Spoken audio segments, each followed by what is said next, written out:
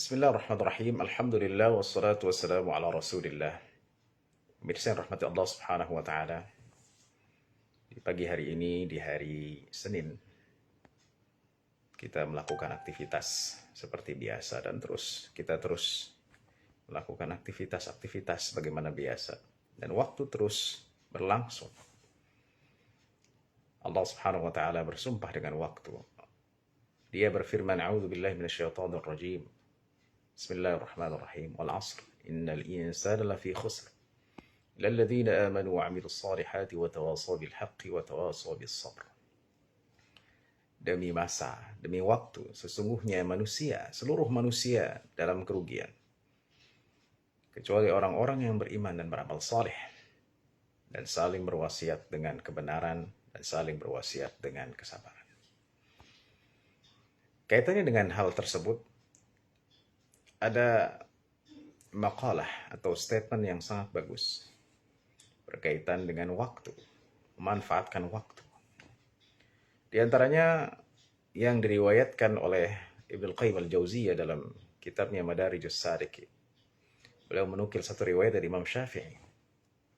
Di situ dikatakan, "Sahibtu sufiyah faman tafa'tu minhum illa kalimatain. Faman tafa'tu minhum illa bikalimatain." Aku bergaul dengan para ahli sufi. Aku tidak mendapatkan manfaat kecuali dengan dua kata, dengan dua statement.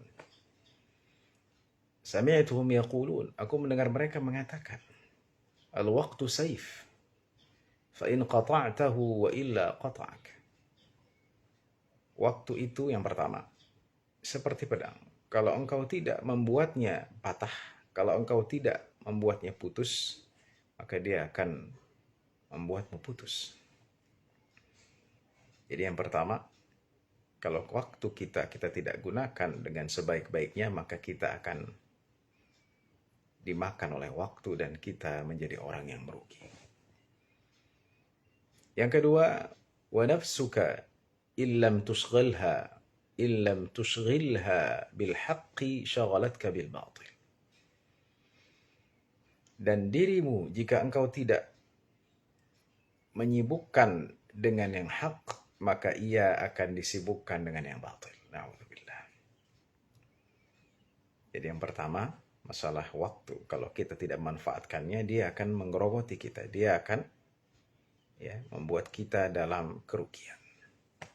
Dia akan memutus kita, memutus keberkahan, memutus kesempatan, memutus banyak hal. Yang kedua, kalau diri kita tidak sibuk dengan hal-hal yang baik, maka kita akan disibukkan dengan yang batil. Kalau diri kita tidak disibukkan dengan ketaatan, maka kita akan disibukkan dengan yang maksiat. Ini adalah satu hal yang logis. Kalau orang tidak taat, maka dia akan terpengaruh dengan dosa dan maksiat. Kemudian dia akan sibuk melakukan dosa dan maksiat. Ya. Kalau orang tidak taat, dia akan futur. Dia akan menjadi orang yang malas. Dia di antara kebaikan dan keburukan. Dan lama-lama ia akan masuk ke dalam keburukan. Na'udzubillah. Ya. Jadi ini hal yang penting yang perlu kita pahami dalam hidup. Bahwa hidup ini harus kita isi dengan hal-hal yang positif.